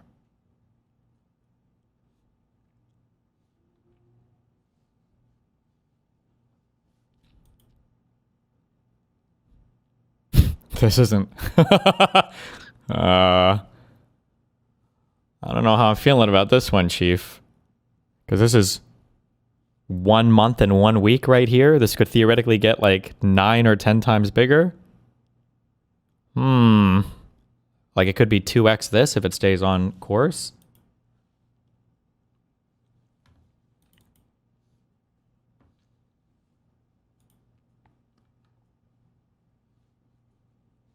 The pub. Is this the warm the places cafe, thing you're talking about? What? The town square. All of these things have something in common. They're not home. They're not work. They're something else. They're enjoyable public places where you can meet friends, socialize, or maybe just people watch, as long as you're not being weird about it. But these places are becoming more and more scarce. And in car-dependent suburbia, they've been erased almost completely, and that's a problem. The third place is a free or relatively low-cost spot to hang out and talk. Some examples of third places are French cafes, Japanese bathhouses, libraries, churches, and community centers. When we lived in Riverdale in Toronto, Rooster Coffee was a very popular third place for people who live nearby. The classic third place in the UK is the local pub, which most people just call their local. I've had a local in most places I've lived. Now, I'm not going to talk about my current local because I don't need you internet weirdos showing up there every night, but this was our local when we lived in central London. That's real London, not fake London. This place was a pretty typical British local, a pub in the middle of a residential area within easy walking distance of dozens of houses. After going there for a while, we started to recognize some of the regulars, and there were even toys in a box of... I understand this guy's channel, and I like city planning and having more walkable places and all that. I think is good. But I harp on this so much. At some point in 5 years, somebody's going to pick up on this talking point, okay? And that's fine. I'll wait. But I think this is just more because of the internet than anything else. Like when I was a kid, it's not like we had walkable cities, but everybody found their way to the mall because somebody usually had a friend with an older brother that could drive us, or we rode bikes there, or eventually we got old enough to drive there. Although by the time we could drive, we're not usually going to the mall at that point. But like everybody could find their way to places because somebody would drive them or whatever. Even though it's not like, again, they weren't walkable. I just think if I can meet my friends on Discord or online and talk to them there, and that's way more normal, you're just not going to go out as much, right? You're competing with that now. It's a Lego for the kids. And since our flat was ridiculously small because it's all we could afford in central London, it was nice to have a different place to relax and chat with the neighbors. So we were gutted when the pub closed down and was turned into housing, which kind of sucked for us, but it could have been worse. It could have turned into a Weatherspoons. Yuck. When you live in a city, you may opt for a smaller house or apartment in order to live where you want. After all, they say the three most important things in real estate are location, location, and I forget the third one, but it's really important too. Anyway, choosing a place to live that has everything you need nearby, accessible without driving, is one of the biggest benefits of living in a walkable city. And one of the reasons that a smaller apartment is... Why does it matter that it's exacerbated by the internet? I still need a solution. Not like the internet is going anywhere. Well, because I'm saying that the reason why these third places don't exist is because nobody will go there anymore. They'll just go online and talk to people. Like going out is like a... Going out to see somebody is like a more exceptional thing, whereas before it was kind of like the norm, I think. Like going to friends' houses or going to meet or hang out at some place was like kind of the norm. A viable option in a place like this is because there are plenty of opportunities for leisure outside of the home. This is where the third place comes in. It's a place where you can just be somewhere else to relax or chat with a friend, but it's so much better than sitting in your suburban holding pen, backyard, because you can spontaneously meet up with other people. But they literally exist in the video on the screen. These videos are like 20 years old, dude. You can tell because there's no HDR. Or get to know your neighbors. If you're my age or you just have good taste, you might remember a show called Cheers. While the hairstyles haven't held up, the show itself has, and it's actually a really good depiction of a third place. It's a cheap bar with regulars from all walks of life where people... Actually, I kind of wonder if the super online thing is more of a lower millennial thing, and maybe Zoomers are a little bit more outdoor oriented. That could be the case. Or it could just be an age thing. When you're younger, you just go out more. Maybe? I don't know. Who might not ordinarily talk to one another. Whatever the answer to that is, especially in my 20s and beyond, I skew way to the prefer to stay inside and play on my computer because I'm a fucking gamer. But even as a high school kid, I was going out pretty often. Form relationships.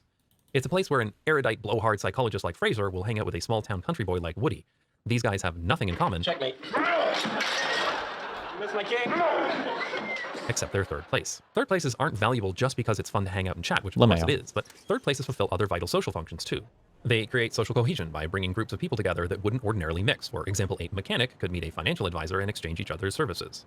Sociologists often talk about relationships that they call weak ties, or what normies call the people you kind of know. One thing these researchers consistently find is that many people get jobs through their weak ties. It makes sense when you think about it. I've heard about lots of job opportunities through acquaintances. But when I'm just hanging out at home with my kids, nobody pops in to discuss my career objectives. Third places also build neighborhood unity and trust. According to the American Community Life Survey, People are saying Zoomers go out less than millennials at the same age. Really? 81% of Americans who hang out with people they recognize in a third place... Or no, I'm sorry. Yes, I agree with that. What I'm saying is that millennials go out less in their, or what wouldn't surprise me is if millennials who are like aged 30 go out less than Zoomers who are aged 15 to 20. At our time, you had to go out when you were a millennial. What the fuck else are you going to do? I guess you could stay home and watch TV, but you have to go out, right? Otherwise, you're never going to see a friend or do anything, except for the rare friend that you have that is like a gamer in the real world. And even for that, you have to go because we want to play games with each other. We have to bring our Xboxes and we'd have to set up LANs and shit at each other's houses. So even for game, or you'd go to actual LANs with you'd bring your computer. Yeah. Say they trust their neighbors, while only 66 of people with no third place trust theirs. So a third place can make neighbors less suspicious of one another, kind of like the polar opposite of the Nextdoor app. Third places are also the first spots that new residents in a city might make friends or social connections, and they're essential points of connection for aging adults who lack social. LAN party, bro, just bring a controller, noob. Why the fuck would you play on half or quad screen when you could just have an extra TV and the guy would be fucking screen sheeting you? Social opportunities after retirement. Another unexpected benefit of third places is their utility in an emergency. As community hubs, they're often the first places that can help after a disaster. Baltimore and Minneapolis are two North American cities creating resilience hubs in trusted third places like civic centers and churches. After a flood or fire, community members can access informal assistance at a familiar location faster than they'd be able to wait for national aid. In much of North America, however, easily accessible third places have almost completely disappeared. One reason is that zoning makes it nearly impossible to build anything other than single-family housing in huge swaths of the United States and Canada. It's hard to visit your neighborhood pub when your neighborhood isn't allowed to build a pub. Finding a third place is even harder if you live in a city with strict loitering laws. Loitering is defined differently in different places, but the most broad definition is lingering in a public place for an extended amount of time with no apparent reason. In other words, hanging out. Exactly the... Okay.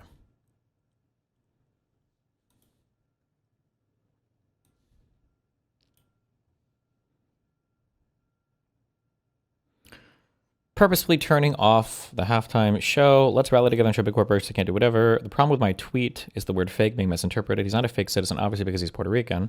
And I love Puerto Rico and all Americans who support this country. More so, Bunny is fake because of his values and criticism of our great country. To clarify, I wasn't calling anyone a fake citizen because of... guys, I love Bad Bunny. I don't know what happened on my Twitter last night. What the fuck? Okay, good one.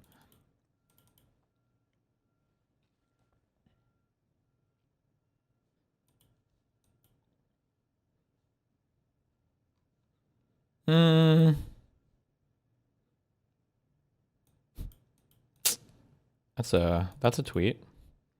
We've always been into the 12s, 12 inches specifically.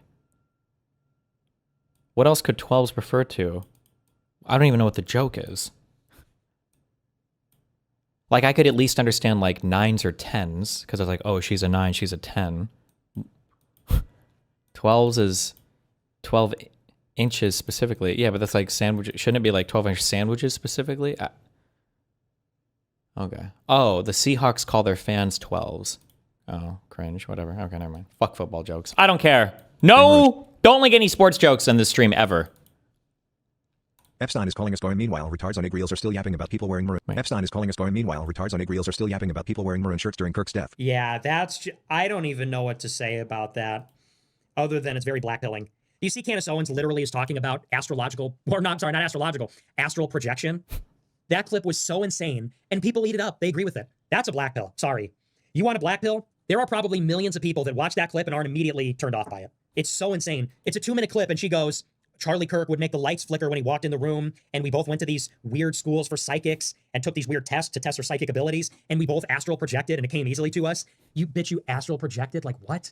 We're just like astrology now. It's just turning into like astrology for right-wingers. How fucking stupid do you have to be? It's just like insane to me how Charlie Kirk was just a Republican shill. That's all he was. He was not a time traveler. He was not a martyr for Hitler. He was a shill for Republicans. Okay, he milked donors for millions of dollars and did get out the vote. That's what he did. He got shot by a deranged leftist.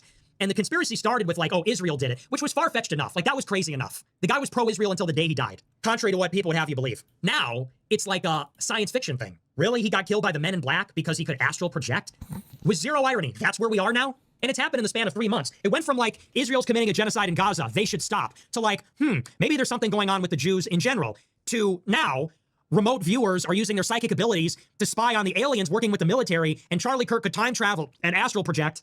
What's sad is that people didn't immediately just jump off after that. It's actually depressing. I'll show you the clip. Even look at her face. Look at her stupid bitch face. You can literally see it in her eyes that she is a stupid bitch. It's written all over her face. It's mad. like these eyes that are very knowing, They hate but each also other. hollow. Eyes are the window to the soul. And you could see in her eyes the way that she's making this expression, that she's very confident, but also complete fucking idiot. You can see in her eyes that she's like smug, she's confident, but also nobody's home. Lights on, nobody's home. See, we have this in common too. I hate smug, fine. Stupid, fine. Smug and stupid. Whew, that just triggers the fuck out of me. You can literally see it in her face. All right, but let's play the clip. Charlie and I spoke a lot about his third eye. His third eye? Look at her whole demeanor. A lot about his third eye. We spoke a lot about his third eye. Bitch, that's insane. He does not have a... Charlie Kirk had a third eye? Dude, he was like a megachurch Republican shill, his third fucking eye. Like he was in India. Yeah, somehow I don't think Charlie was like an expert on non-dualism and Eastern mysticism. She says it like I don't even... What even is that face? What are you so smug about? Charlie Kirk's third eye? Like in between megachurch sermons and Republican donor meetings, he was playing the mandolin. Or what's the instrument they play over there? Like it was the Magical Mystery Tour. You know, he's in fucking Phoenix, Arizona in an industrial park plotting how they're going to get out the vote for the Republican majority for the fucking, you know, Turning Point Faith with Billy Graham's kid. And in between all that, yeah, it was like the Magical Mystery Tour, you know. In between that, it was Lucy in the Sky with Diamonds, right? He was opening his third eye. He took off his like Trump costume, sitar, not mandolin, the sitar. In between... Is she actually schizophrenic? No. Candace is one of the very rare actual line grifters. 100%. Actual line grifter. Between his meetings where he's impersonating Trump and Tucker with his Navy suit, his red tie that's too long. Yeah, it was like the Magical Mystery Tour, for sure. It was like Donovan. That's why that sentence caught my attention in the article. He spoke about the street lamps that would go off when he would run, about the special school that he had to go to. He spoke about a lot of things that were strange in our childhood, the testing that both of us had to endure. What testing? Dude, it's like somebody went... For their mutant powers. They had to see Xavier. He rolled on in to see if they could actually do anything special. To Candace Owens and said, bend the spoon. Like, yeah, what are you exactly. talking about, you crazy bitch? What the fuck are you talking about? The special school we went to? What do you mean? Wizards of Waverly Place? She went to Wizard Academy? What are you talking about? The special schools for the gifted, the special schools for psychics, and the battery of magical tests. They gave us wands. They told us to open portals. Class, today we're opening portals. Bend the spoon, open the portals. Like, give me a break, dude. Both astral project, you know all of this, of course, you have his phone, and how surprised we were when we learned that not everybody does that naturally. Sleep paralysis, you name it. We had conversations about it. Charlie and I... Not everybody astral projects. We didn't know that. It came very easily to us. When we astral project into different locations in space, we didn't even realize people, oh, you don't do that? Oh, that's weird. It comes so easily to me. Don't you hate when you're having coffee with a friend or a peer, and you start talking about, you know, so I was astral projecting the other day, and people go, wait, what? And you go, you know, so I was... Do you think Tucker pretends to be a schizo or is real? Okay, Freya, we can do a 2-minute AI convo, okay? Drawing stream disagreements, all right? No, Tucker is also real, and he's just grifting. You have this, like, remember what I said before? You have, like, the political conversations, and then behind the scenes, people know what's going on, okay? This is, you have your, like, I don't know if you call them, like, your tier 1 broadcasters, but these are people who are on your mainstream media people or your big, like, alt media people. Well, I say alt media, but like Tucker was mainstream first. I don't know if Candace was ever mainstream, if Daily Wire would be considered alternative media. But like, these are people that they lie to you, but they know that they're lying. They are fully aware of it. You can tell by the way that Candace is evasive in questions when it comes to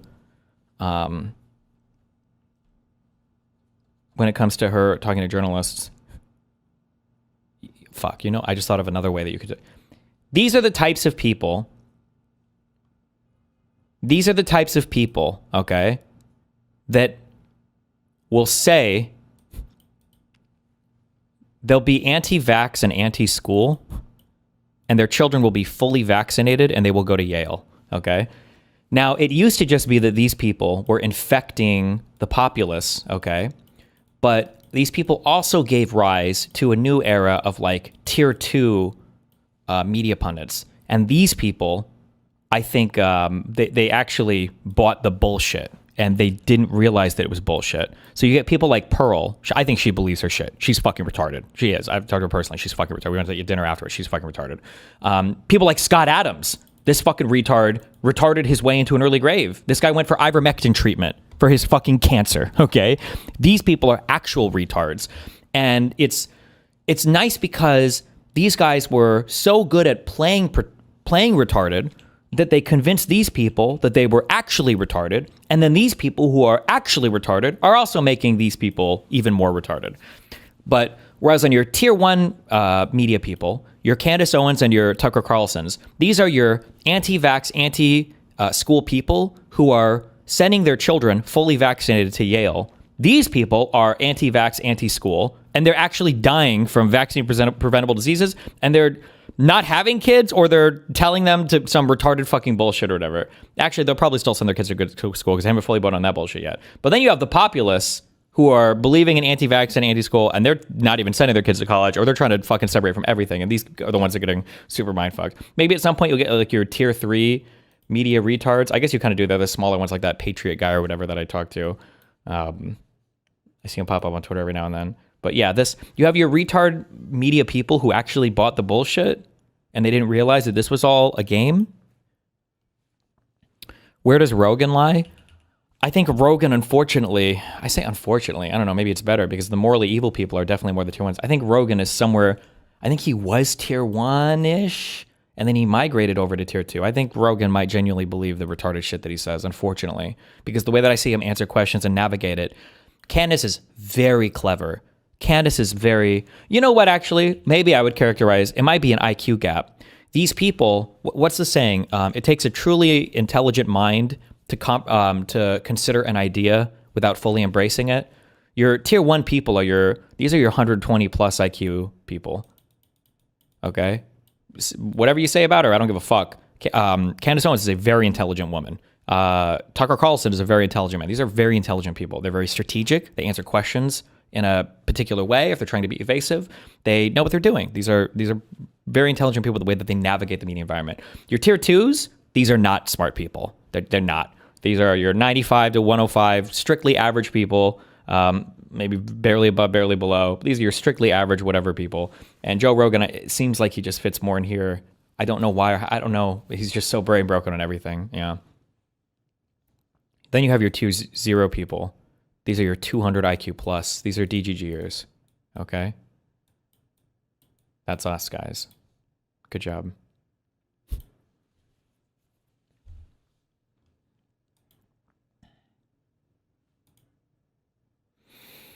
I was astral projecting. I was in another place. I was bilocating. People go, wait, what are you talking about? Oh, you don't do that? That's weird. Come on, it's so easy for me. I astral project all the time. It comes very easily to me. Me and Charlie Kirk were like, wait, you guys aren't astral projecting? They went to their Blexit meeting. So Candace Owens and Charlie Kirk walked into their What do you place people like Bannon? Bannon is absolutely tier 1. He actually believes in an authoritarian regime because he wants it, but that's like an ideological, political thing for him. But he's a smart person. He knows. Actually, I'm sorry. You could see it leaked. You could see it leaked when he was talking to the Chinese media people or whatever about the Trump shit. When he was like, Trump almost fucking died from COVID, right? And this anti-vax shit that Trump is pushing when your voter base is old and they're dying from COVID is fucking retarded. Trump needs to not do that. Bannon is very strategic. He's an intelligent guy. Exit fundraiser. That's black exit from the Democratic Party. And we were sitting there talking about, hey, so I was astral projecting. Charlie was nodding along, but we noticed everyone at the table was dumbstruck. They had no idea what we're. What about Alex Jones? Listen, Alex Jones. He's a tier 1 guy, unfortunately. He doesn't believe any of it. I don't think he's necessarily that smart, but he definitely doesn't believe it. He would go in the tier 1 category. But he's not like a very smart, but he would go in the tier 1 category for sure. He doesn't believe that bullshit. Talking about, we looked at each other, we said, wait, you don't astral project? That's weird. We do it naturally all the time. Yeah, Charlie Kirk and Candace Owens astral projecting. Are you kidding me? What else is there even to say about that? $160, What about Hassan? Hassan would be, it's harder to, if I think on the left, I don't know if the same media thing would appear, but he would be a tier 1 person. He doesn't believe in the bullshit. Hassan would never, ever live in or move to or be a part of like a socialist communist environment. That guy lives as fully. I'm a little bit ashamed sometimes at how much more of a capitalist Hassan is than I am. Yeah. Don't know if you saw this, but this is what broke Joe Rogan's brain. If it's what I think it is, it says this fact check is the reason Joe Rogan lost all trust. Is it the horse pace thing or is it the coloring of his face thing? Hold on. You know what? I bet this was an HDR problem. They did the color conversion incorrectly.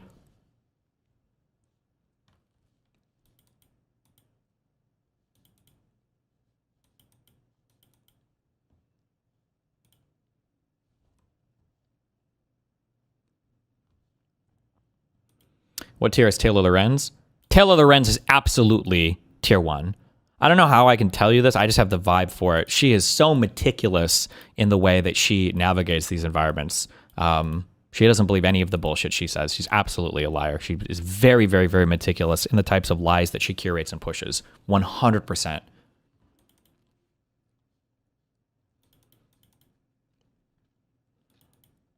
What about Fuentes? Well, Fuentes, people like me and Fuentes don't map on as much because I think that people like us would be more genuine. Since we're outside of political movements, we don't have to be as beholden to that political movement. Well, Fuentes is kind of, because he has his own political movement. But like, I can say whatever the fuck I want. I don't have to do any like misrepresenting a public or private position to stay on somebody's good side. I don't need to do that. Same thing with Nick wouldn't either. I'm trying to think of who else. It's kind of hard to be on your own on an island. I'm sure if I thought about it, there's somebody else.